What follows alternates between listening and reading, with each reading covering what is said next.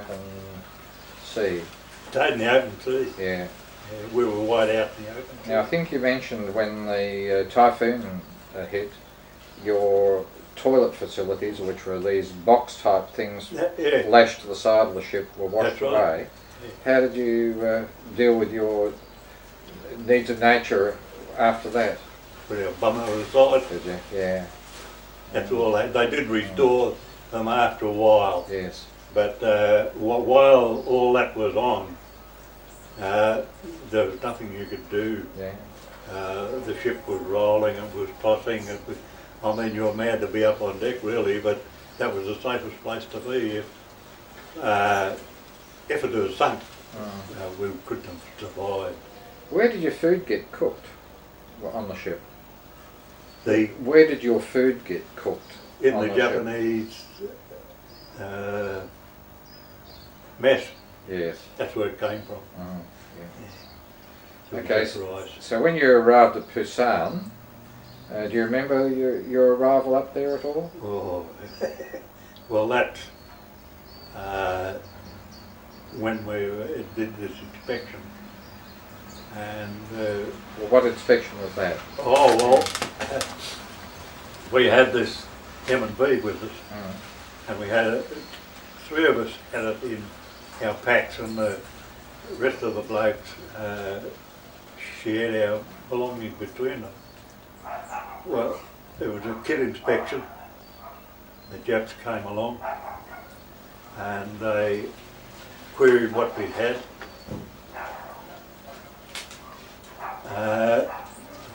Daniko, what is that? And we said, oh, monsieur. And they said, open it. We opened it, and it's okay. And we heard afterwards that they believed they were hand grenades. Yes. So you had to lay all your possessions down? Right. Was this on the wharf? Or? Yeah, on the wharf. Yeah, okay. Yeah. So then they decided to parade us around Busan. Yeah. Well, we had these awful packs on our back, and how we survived that, I don't know. It was really hard work because there was hundreds of pounds of tucker on our back. Yes, yeah. Did they require you to march in the Japanese fashion, or do you remember anything about that? Not exactly, but we used to always whistle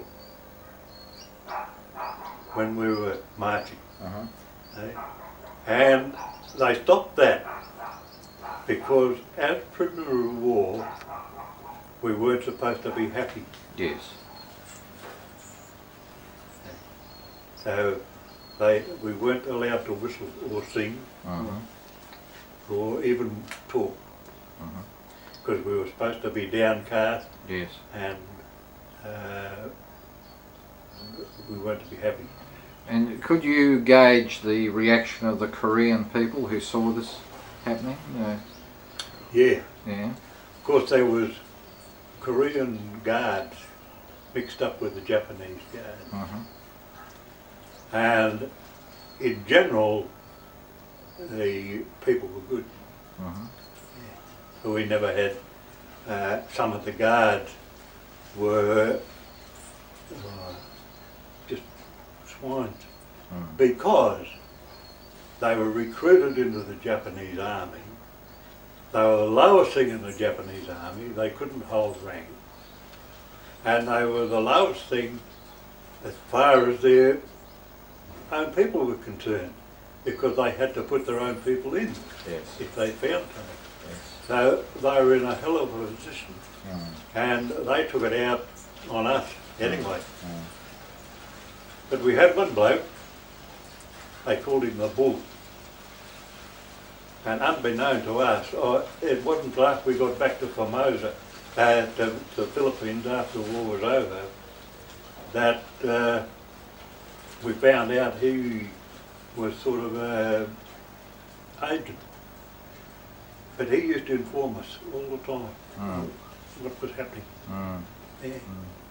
And yet, he gave us a hell of a time at times. Yes. But he was there. Now, once you'd done your march around the city of Busan, what happened then? We went onto the train. Yeah. And it was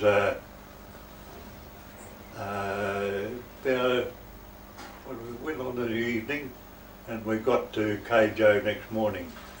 Okay, what sort of a train was it? It was a passenger train. Yes. And it wasn't bad. It was quite good.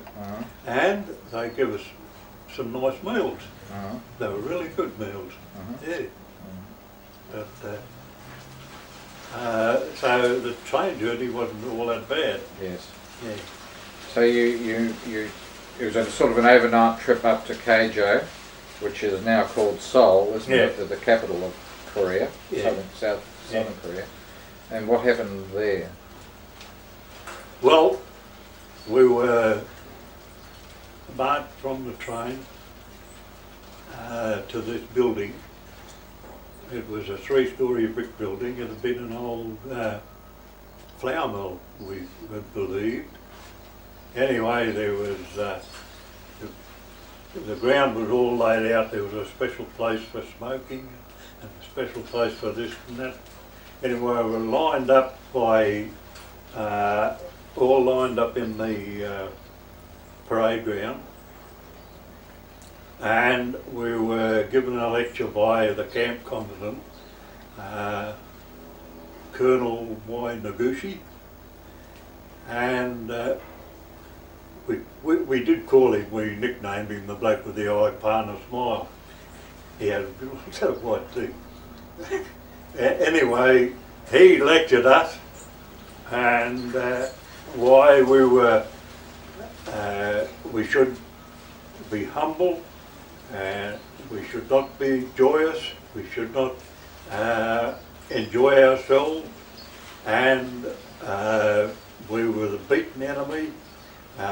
We were the worst in the world. In the end, he said we had to sign a non-escape thing, which we objected to, but eventually had to. And that was our address. I did have a copy of it, but my son's got it now. Yeah. But that was his. We were the last thing in the world. Yeah. Now you say you were at Keijo, but wasn't there another camp, Jinsen? Yeah, there was. Yeah. A lot of the blokes went down that way. Yes. We landed at Busan. Oh, I just can't think of the name. Was it Jinsen or something like Jinsen. that? Yes. Yeah, that's what it was. Yes. So, how many? You were roughly split between those two camps, one at Keijo and one at Jinsen? Yeah. And how long were you there before they took the mob off to Mukden? Well, I think Jim Clancy went down to Jinsen, and they took him from there, what I can gather. Yes. Yeah. We didn't know anything about it much. But there was nobody from our crowd in Keijo that went. Yes. Well, I mean, Jim was the only 2nd, 4th one to go through to... Yeah, that's right. Yeah. Did you know Doc Brennan? Not personally. No, but you knew of him. Knew of him, yes. Did you have an impression whether he was a good officer, a good doctor? Oh yes, yeah. He wouldn't muck about. No. How many 2nd, 4th men were with you?